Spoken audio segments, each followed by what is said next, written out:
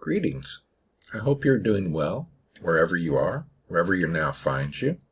Today we want to continue our study of Buddhadharma philosophy by considering what is called the middle path. Now, in Buddhadharma philosophy, wisdom means to try to see things clearly, right? To get a clear insight into the reality of your life and the world, so that we are less likely to be deluded or confused about what is going on in our life.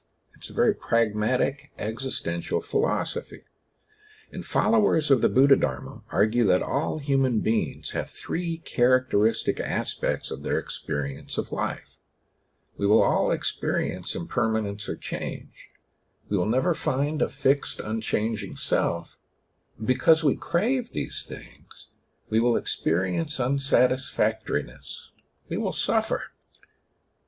Now remember, this truth of impermanence and unsatisfactoriness and insubstantiality is not presented as merely a theory. And if you approach it intellectually, you might say, well, yes, I can see that. But in Buddhadharma, to see is to do, and to do is to see. To be gripped by the truth in an existential fashion, as a Western philosopher might put it. Think about your everyday experience. Mostly we see the same people every day through a typical week. We perform the same tasks, and sometimes have the same recurrent emotional reactions to these situations. Like at work, there might be a person who's kind and helps you, and there might be a jerk, and there are the ways you typically react to these people. And this can make it appear that our lives are static and unchanging. But pay attention. Attention. Attention. For example, suppose you were unhappy about your job last month, and are then probably unhappy about it right now. Or maybe about your classes, if you don't have a job. That's sort of your job right now. Now this might make it appear you've just had one long unchanging month being bummed out.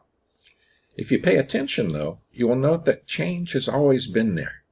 And your frustration is not some sort of unchanging block of experience. There are days when you may have felt hopeless about your classes and close to tears. But there also may have been days when your fellow students made you laugh, or you felt good about the way you responded to some jerk in your class. Or maybe you even felt a moment of calm acceptance like Zhuangzi, and thought to yourself, what will the Creator make me next? A bug's elbow? And you cracked up and started laughing, and couldn't explain it to someone who hadn't been in this class with you, because they'd never read Zhuangzi. To pay attention to your experience in this way is called in Buddhadharma philosophy mindfulness. Being literally full of mind, full of awareness. And you can practice on it with the moment-to-moment change in the perception of the world around you. And it's a type of basic meditation that's very powerful. It's a type of meditation my granddaughter Juniper, who's now 3, has taught me a lot about. Right? She's reminded me of some very basic things and truths, because you can note how the drizzle changes to rain, and then fades back to drizzle, and then stops. And I can remember sitting with Juniper on the porch when she was like 1.5 years old. And I watched her, watching and listening to the rain. And then I began to do what she was doing. I began to copy her. Juniper became my teacher.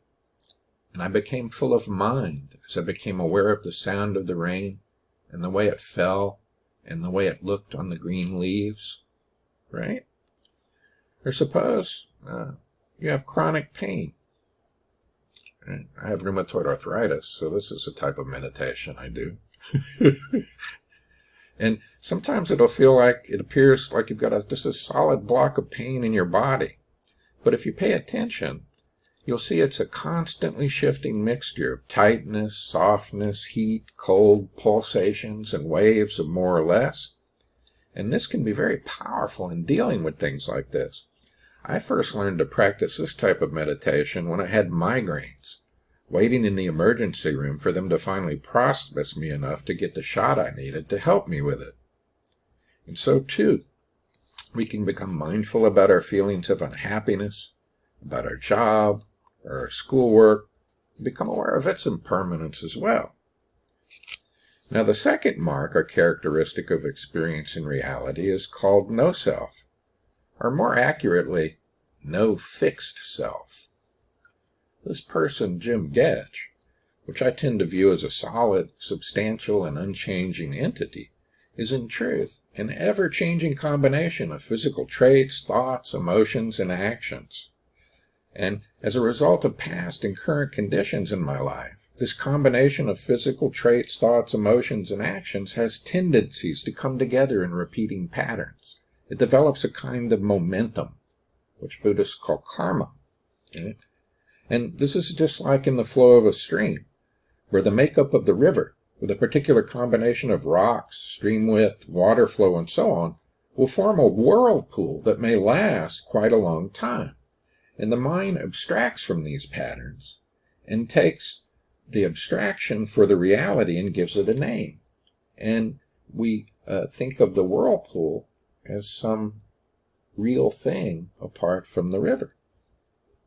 And so I take that to be who I am in the same way. I'm really more like a whirlpool in a river instead of an entity with fixed, unchanging characteristics.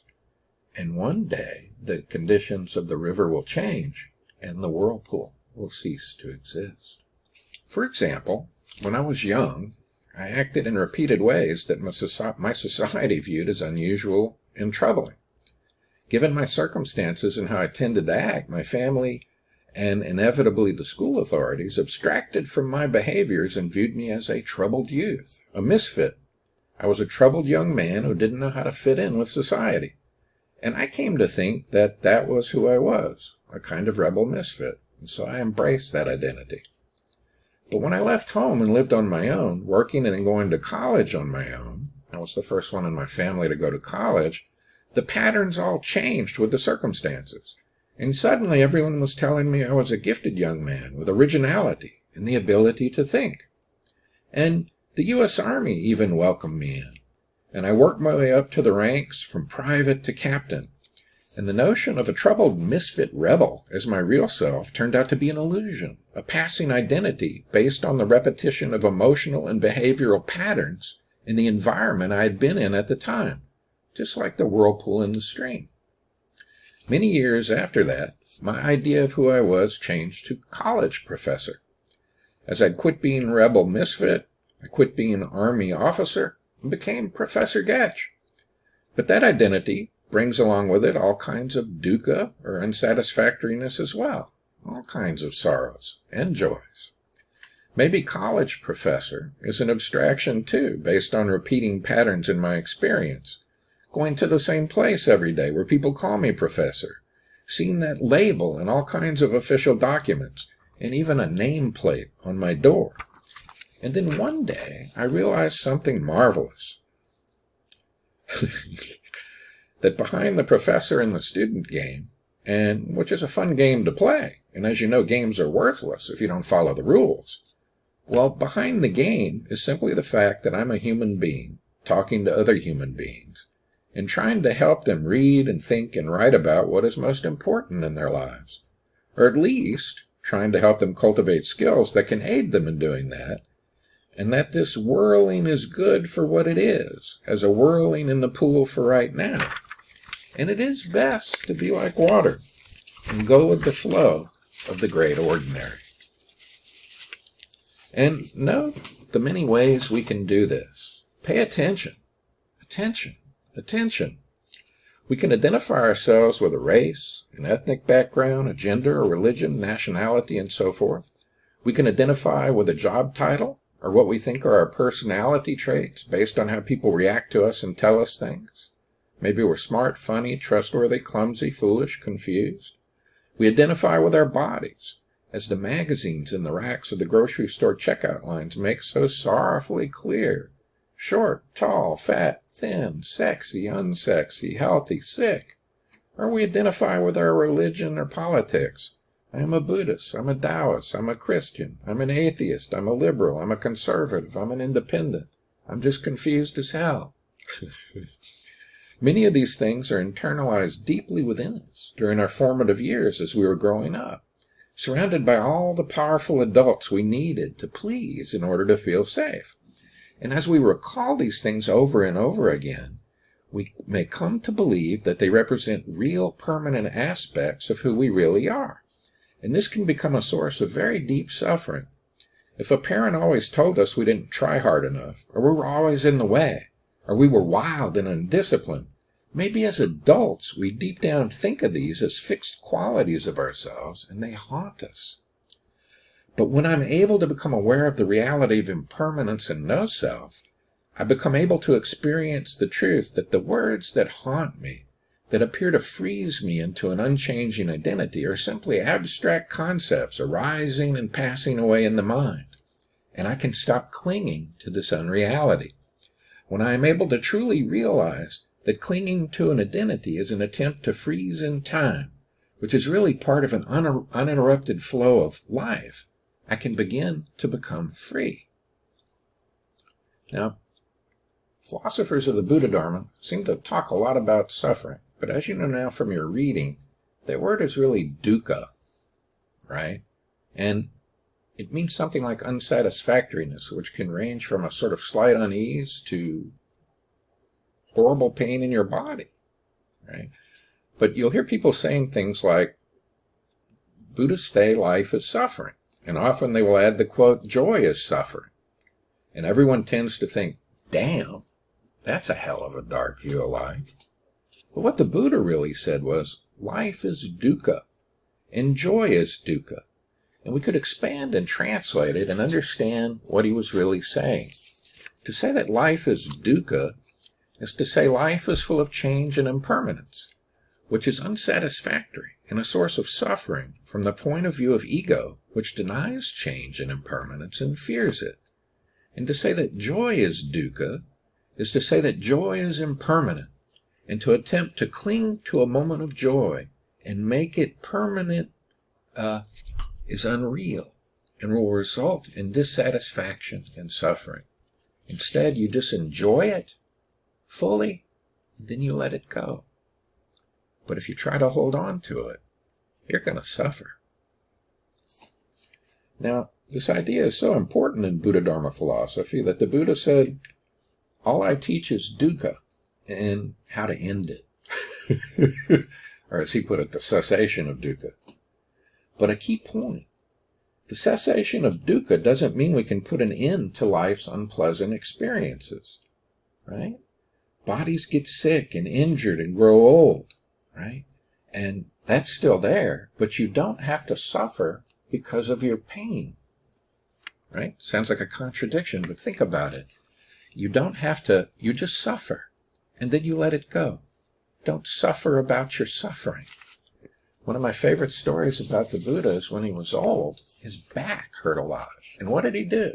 Perform some magical, mystical trick? No.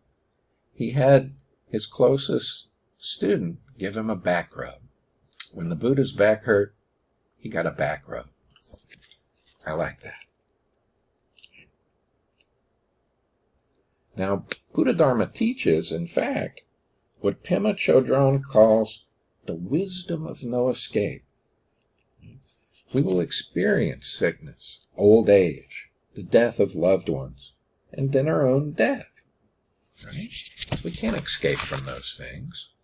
What the ending of dukkha, or the cessation of dukkha, means is ending the dissatisfaction we experience with these things. Right? I have rheumatoid arthritis, and sometimes I just hurt. And that's the point.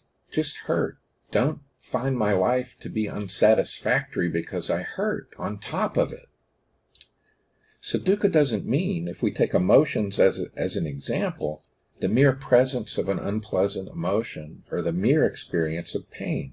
It refers to our dissatisfaction or suffering with its presence. Dukkha arises when we resist a painful emotion instead of simply accepting that this is what we are feeling at the moment. Instead, we simply acknowledge the presence of the negative experience and let it go. Remember how we just studied that in Zhuangzi. You have the same idea, right? You become clear as the morning, right? It's not that you have no feelings. That's not what non-attachment means. It means you're not like hanging on to those emotions or feelings. You're just feeling them and letting them go as you become clear as the morning. Pay attention to your life at this moment. This dukkha, or unsatisfactoriness, arises everywhere you look, ranging from dissatisfaction with the big questions. Does life have meaning? What does climate change mean for the future of the planet? Are these COVID vaccines going to work so that we can all go back to a more normal life? Right? So it can range from these big things to like everyday stresses. Tension in a love relationship. Your girlfriend or boyfriend breaks up with you. Stress at college with a jerk professor who gives you too many assignments at once in your class. Or financial problems. Or even more mundane things. Dogs barking next door late at night. Or a lost sock in the dryer. The key here is how in this you make yourself the center in an ongoing attempt that can be subtle or intense to adjust circumstances of your daily life so that it's more to your liking. In fact, if I think about what it would take for me not to be dissatisfied, it seems like I would have to reorganize the whole world around my needs and have it conform totally to my likes and dislikes. Have you ever noticed when you're driving in traffic, you seem to assume the whole thing should be organized around where you are trying to go, and how irritated you can be with all these assholes getting in the way of your journey? Remember what the Tao Te Ching said, trying to control the world? I see you won't succeed. If we try to control the world, we'll always experience dukkha. The law of impermanence tells us that pleasant experiences will rise and pass away, and so will unpleasant ones. Trying to control the uncontrollable is at the heart of dukkha. Now, why does dukkha arise? Right, let's think about that for a minute. Because the Buddha's going to claim at the heart of it is desire for permanence. But in the language of the Buddha, Pali, there are over 20 words for one English word, desire. So in English, we use the same word to describe a range of desires, from destructive impulses, I could say I'm desiring to hurt someone, to wholesome kind of aspirations, such as desiring to raise awareness about the need to wear a mask in a pandemic. The word the Buddha uses is tanha, which I like to translate as obsessive desire or obsession. Right? In Pali, tanha, most literally called thirst, refers to a self-focused desire that is experienced as a need over which we have no control, and that sort of grips us. Again, I like the word obsession to get that sense of it. We feel driven by our thirst, our desire, and think that our peace of mind and happiness depends on getting just the right thing, or in having just the right feelings or experiences. You experience it as a felt sense of lack in your life or world, as if something is missing and needs to be set right, and that lack can only be satisfied by getting my way, just as the overwhelming thirst for water can only be quenched by drinking some water. But the truth of impermanence teaches us that no satisfaction of our thirst can lead to permanent happiness, because our desires too are ever changing. What we wanted yesterday isn't necessarily what we want today. This makes me think of a funny story I heard the Dalai Lama give once in the interview I found on YouTube. And he's talking about how puzzled he is. He has these Western friends, he says, and he meets them and he meets their wife, and then a few years later he comes back and they have a new wife, and he's puzzled. He says in that marvelous voice of his, right, old wife was fine, why new wife? Why desire for ever new wife?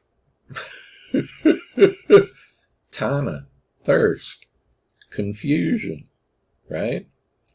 Suppose you do attain your dream job, or your dream wife, or your dream husband, or your dream whatever. You can't keep that from changing either. And the dream job of today can become the nightmare job of tomorrow if we arrive at work and find a new supervisor or a new set of company rules. And so too with the dream wife or husband, who may one day be a nightmare too, from the point of view of yourself and its changing desires.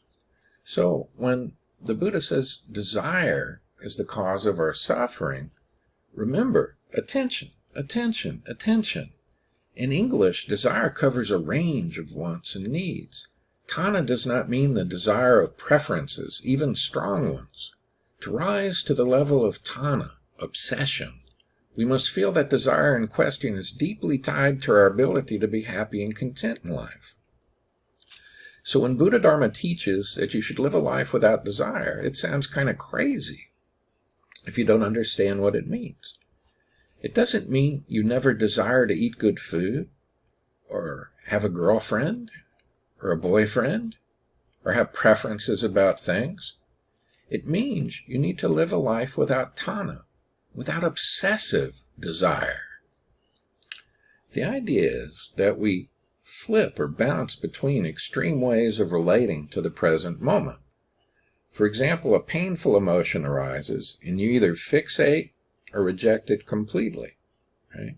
And the same with a joyful emotion. You either fixate on it or for some reason you ignore it. But both approaches lead to further confusion and suffering, right? You have desires for things, and you have things you feel aversion for. You desire some things, and you don't desire others. Like generally you don't desire pain, or I don't desire celery because I don't like the way celery tastes. But I do desire red beans and rice. Desire and aversion are two sides of the same coin, right? In any situation, when we identify our various extreme responses, we can practice letting go of them to make room for a sort of natural uncertainty that arises. And you learn to rest with the uncertainty, because really uncertainty is what we have, because everything is impermanent and everything is changing.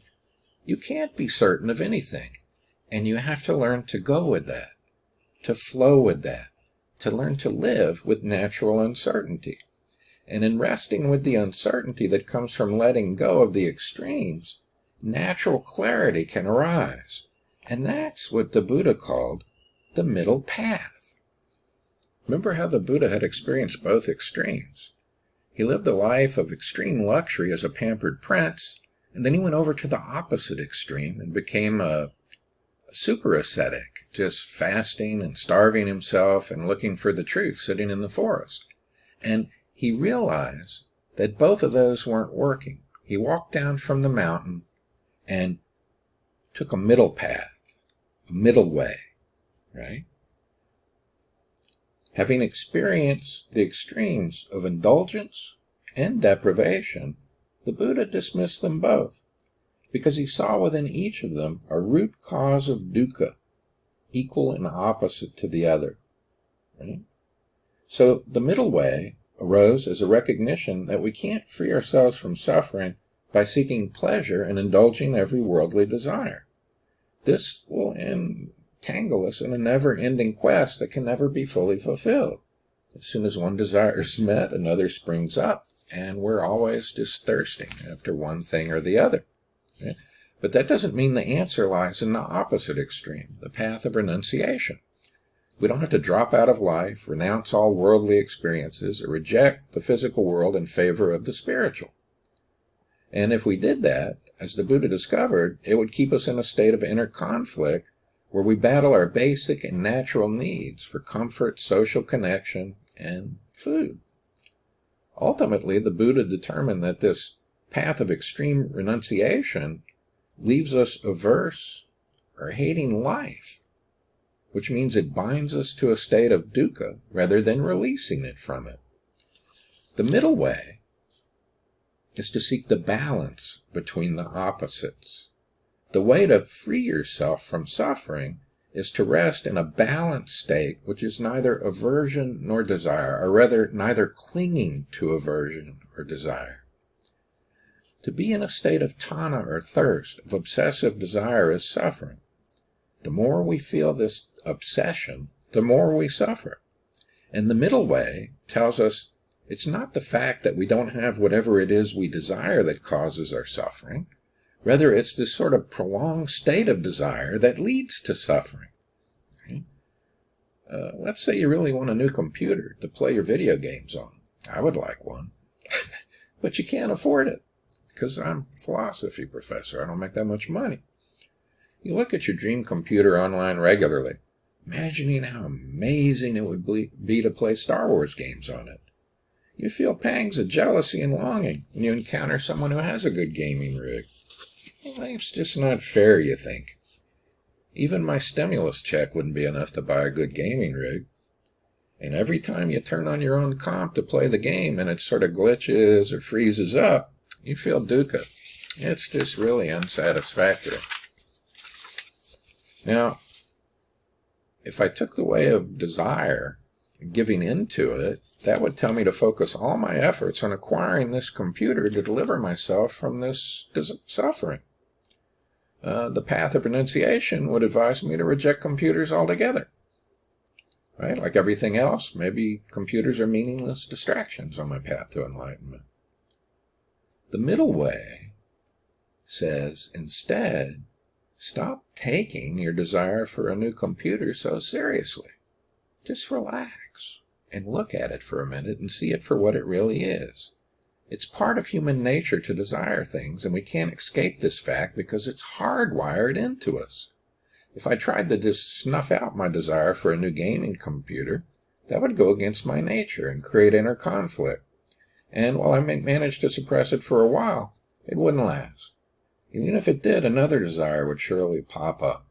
Right? Like one of those games where you try to whack things that keep, or like a trash can man. You push down his head and his arms stick out. Pushing his arms and his legs stick out. That's what Tana's like. On the other hand, if I were to move mountains, or maybe take out a loan to find a way to pay for my new gaming rig, that wouldn't last. Soon, I would say, I need more memory. I need a better video card. And the gaming computer that I'd achieved would no longer serve the function of easing my suffering. So instead, you take the middle path. Firmly grounded, you can experience desire without sort of holding on to it. You'll practice non-attachment. For example, as the desire for a new gaming rig arises, I can allow myself to feel it. Notice how it arises and finds expression in my body and mind. If I neither act on it nor feed it, it'll subside. I can witness these desires arise, peak, and then dissipate, and I can realize that they're impermanent, very brief. And then it's gone, and I'm free to go about the ordinary business of my life, playing Jedi Outcast on my medium-grade computer, and living with the fact that it freezes now and then. I don't have to either obsessive over it or hate it, my experiences. Instead, I just accept it and let it flow. Right? On the flip side of the coin of desire, then, is aversion, which brings about suffering in the form of anxiety, fear, anger, and disgust. When we don't want to experience something unpleasant, we attempt to ward it off. And what's weird is, in our fear and our aversion, we multiply our suffering once again. Right? For example, suppose you really dislike taking final exams, especially if they're weighted very heavily. So it's like the difference between a letter grade. Right? Anxiety might have took hold the moment you looked in the syllabus and saw the date for the final exam, and been growing inside you ever since. Every time you think about it, your stomach plunges, your chest tightens, you begin to sweat. Dukkha. But what's the cause of your suffering? Well, right now, it's not the exam, because you haven't even experienced that yet. It's really your hatred or aversion to taking that exam that's causing you so much distress. And the more you feed this aversion with thoughts about how unsatisfactory the whole thing is going to be, the more anxiety you feel. Now, you could just decide you're not going to do it. Just not take the exam. Renounce final exams. Momentarily, this might bring some relief, but it would probably give rise to another worry, flunking the class. And your aversions to final exams would still be with you, at least if you want a college degree. So walk the middle path. Don't indulge your dislikes by running away from what you dislike. And don't sort of renounce what you dislike by rejecting their existence or calling them wrong or bad. Instead, just acknowledge these tendencies toward aversion as part of who you are and learn to move through them skillfully. In the middle, at what Zhuangzi called the pivot, we can allow ourselves to experience the discomforts, anxiety, anger, fear, disgust about things we feel aversion for. But this emotion is not us. It does not define us, right? If you're aware of something, you're not that thing, right? Instead, you're witnessing that. It's a very powerful thing. If you feel a moment of anger, try to step back for a moment and just be aware of it and watch. It'll arise, and then it'll pass away. And it's not you. It's not who you are.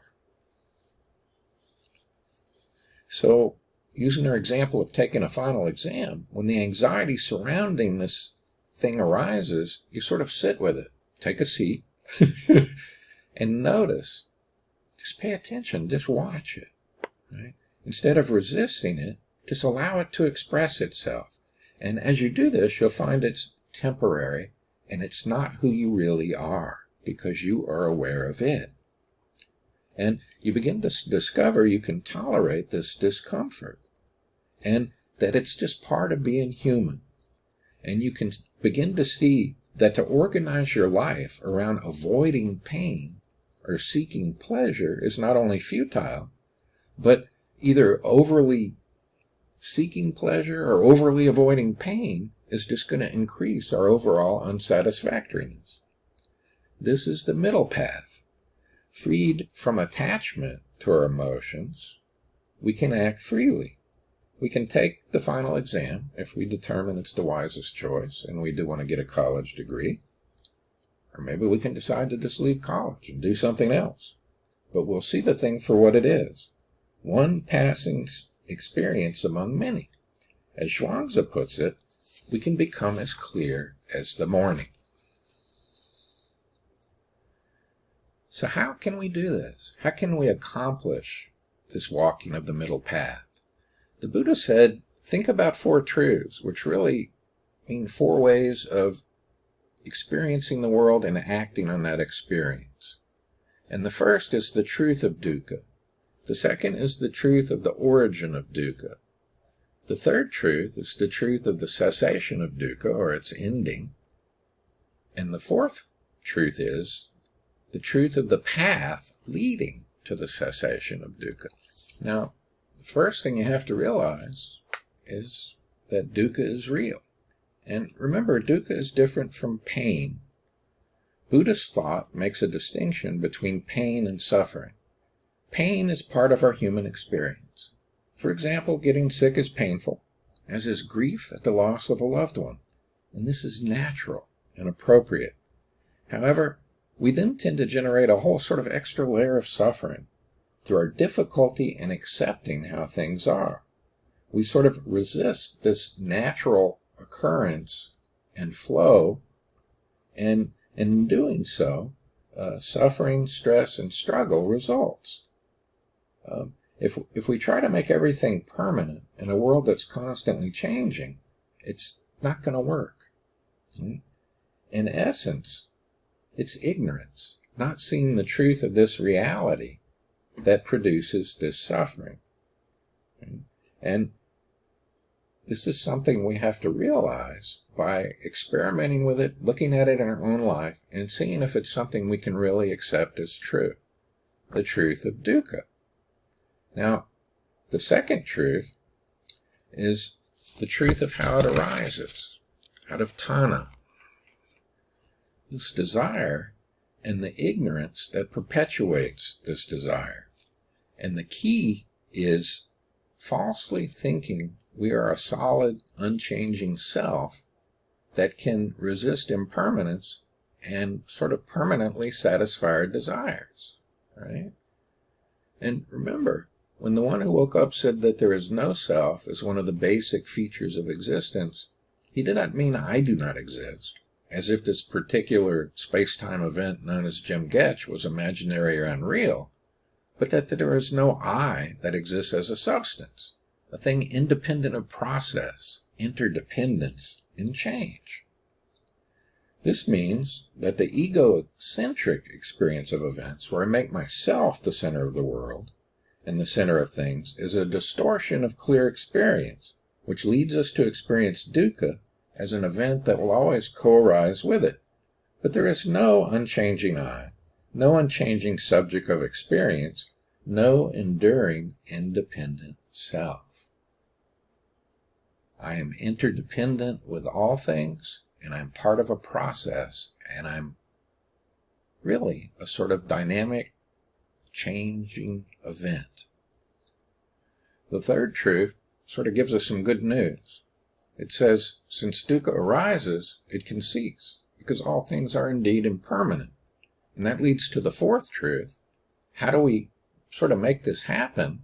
And it's through practicing a way of life, where lifestyle is thought and thought is lifestyle. This is a thought we've run into again and again, right? In the philosophy of the Upanishads, in the philosophy of Taoists, and now here again. The idea that you can't separate theory and practice. Lifestyle is thought, and thought is lifestyle, right? Or for students of symbolic logic, if L then T, and if T then L. So the fourth noble truth gives us a way where lifestyle can become thought, and thought can become a lifestyle.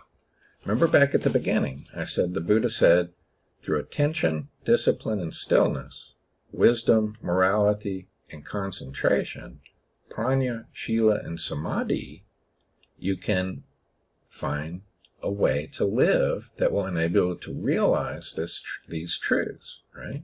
And here, right, what does right mean? Well, it means correct in the sense of being in tune with reality. So what would be right speech? Speech in tune with reality. So speech in tune with the realization that we are interdependent and always influencing each other, and that to harm someone else is to harm myself, so that when I speak with people, I wouldn't slander them, I wouldn't speak angrily with them, I wouldn't cuss them out, I wouldn't demean them, because that would not be speech in tune with the reality of what it means to be a human being. And so you have all these different ways, right? Understanding, thought, speech, action, livelihood, what kind of job you have, what kind of efforts, what kind of mindfulness, what kind of concentration, attention, discipline, and stillness. And morality, the heart of morality is no killing, no stealing, no lying, no sexual misconduct, and no intoxicants, right? That sort of sums it up. Yeah.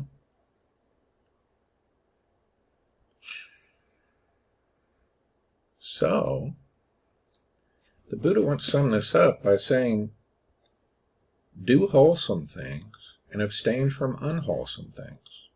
Now, what are wholesome things? Again, wholesome things or wholesome actions are actions in tune with reality, in which we realize our essential interdependence and our need to help each other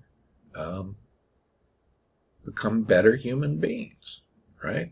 It sounds like a Hallmark card, but in this philosophy, there's a sort of hard logic behind it that we'll get to next time. It's the logic of interbeing, right? Okay. Now, so it all comes down to finally, right, living a certain life that's full of compassion. That's the word. Let's think about that. In fact, let me tell you a story. Buddhadharma, I said, is full of stories, right? Imagine with me a hand, right?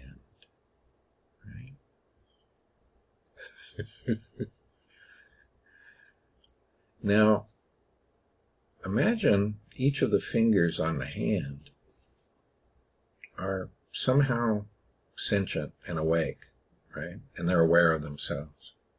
And imagine that the fingers think they're separate from the other fingers, right? And so the fingers that are close to each other might either love or hate each other, or the little finger might love the thumb, or these fingers might like each other because they often come into contact when you grip things, and so on. Now imagine one of these fingers wakes up, and it realizes that it's joined to all the other fingers, that you can't, in fact, have one finger hurt without all the other fingers being affected. And you can't have good things happen to one finger without it affecting all the other fingers as well.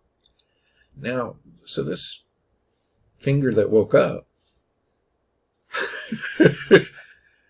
acts to help the other fingers, doesn't seek to take things from the other fingers, and tries to help the other fingers flourish. And from the point of view of the fingers who haven't woken up, this person seems extraordinary. They say, wow, he's full of compassion. He's like some kind of saint or sage or Buddha or something.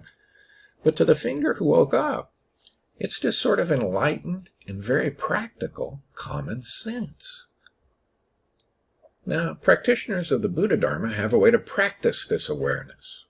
They recite something called the Metta Sutta to remind themselves of this truth and to try to generate metta, sort of goodwill.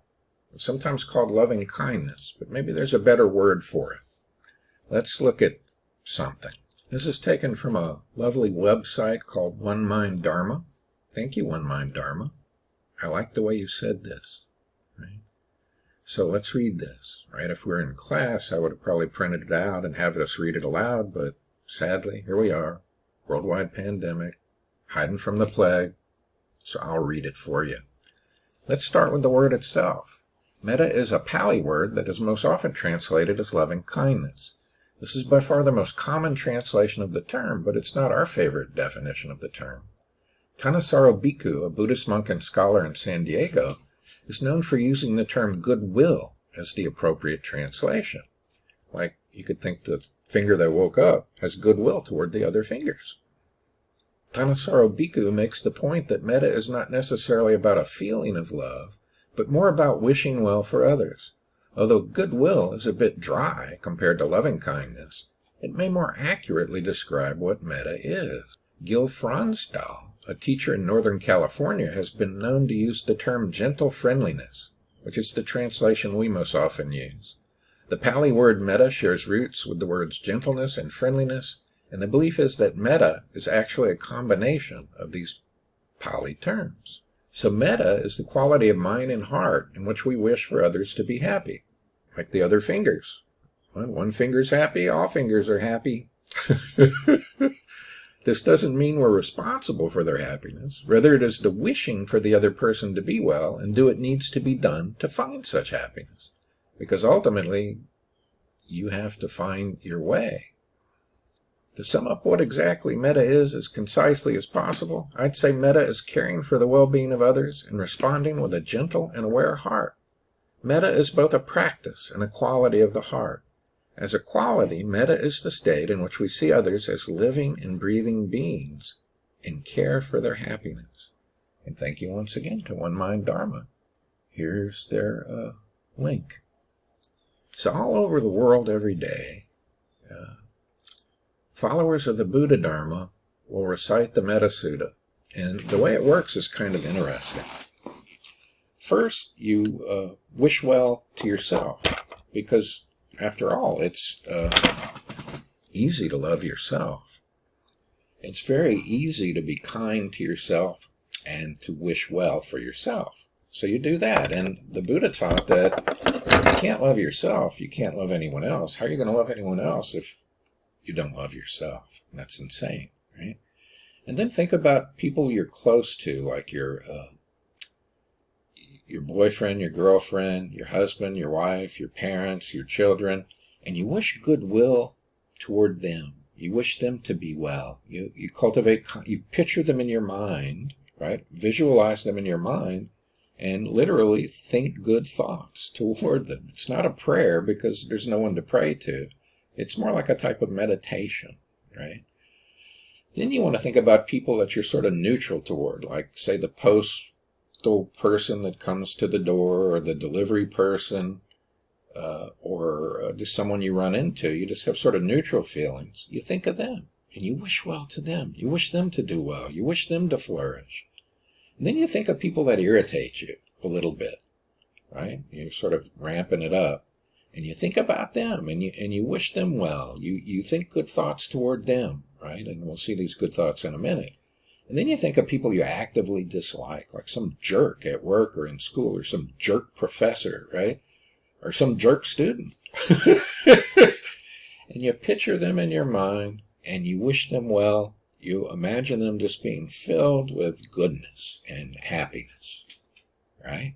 And here's what you say while you're thinking of these people, starting with yourself, to your closest loved ones, to people you don't care for one way or another, to people who irritate you, then to people you really dislike. You think of them, you visualize them, and you think, may everyone be happy and safe, and may all hearts be filled with joy. May that happen with me. May that happen with the people I love. May that happen with the people I'm indifferent to. May that happen with the people that irritate me. May that happen to the people that just drive me fucking crazy. May they too be happy and safe, and may their hearts be filled with joy. May all beings live in security and peace. Beings who are frail or strong, tall or short, big or small, invisible or visible, near or far away, already born or yet to be born. May all of them dwell in perfect tranquility. Let no one do harm to anyone. Let no one put the life of anyone in danger. Let no one, out of anger or ill will, wish anyone harm. Just as a mother loves and protects her only child at the risk of her own life, cultivate boundless love to offer to all living beings in the entire cosmos. Let our boundless love pervade the whole universe, above, below, and across. Our love will know no obstacles. Our heart will be absolutely free from hatred and enmity. And again, it sounds all kind of Hallmarky, a Hallmark card. Trite, but it's hard logic, right? The one finger wants the other fingers to flourish. We all have to flourish together. Whether standing or walking, sitting or lying, as long as we are awake, we should maintain this mindfulness of love in our own heart. This is the noblest way of living. Free from wrong views, greed, and sensual desires, obsessive desire, tanha. Living in beauty and realizing perfect understanding. Those who practice boundless love, metta, goodwill, loving kindness, however you want to translate it, the point's the same, wanting that other person to flourish. Those who practice boundless love will certainly transcend birth and death. And the key point is, we can't do this by ourselves. You can't get free by yourself. You can't be enlightened just for yourself, because we are all interconnected. It's like either we all get out of here or no one gets out of here, because we're all part of each other. And there's a really fine statement of this from a Buddhist teacher I really admire called Pema Chodron. So let's take a look at that to end this class. And this is from a really beautiful book of hers called When Things Fall Apart. So Pema Chodron writes, frequently, spiritual awakening is described as a journey to the top of a mountain. We leave our attachments and our worldliness behind and slowly make our way to the top. At the peak, we have transcended all pain. The only problem with this metaphor is that we leave all the others behind. Our drunken brother, our schizophrenic sister, our tormented animals and friends. Their suffering still continues, unrelieved by our personal escape. In the process of discovering enlightened mind, the journey goes down and not up. It's as if the mountain pointed toward the center of the earth instead of reaching into the sky. Instead of transcending the suffering of all creatures, we move toward the turbulence and the doubt. We jump into it. We slide into it. We tiptoe in it. We move into it however we can. We explore the reality and unpredictability of insecurity and pain, and try not to push it away. If it takes years, if it takes lifetimes, we let it be as it is. At our own pace, without speed or aggression, we move down and down and down. With us move millions of others, our companions in awakening from fear. At the bottom we discover water, the healing water of enlightened mind. Right down there in the thick of things, we discover the love that will not die. Now in our next class, we'll develop the metaphysics of this ethics, which always goes together in this thought. The metaphysics with the ethics, and the ethics with the metaphysics. And I want to thank you for your very kind attention.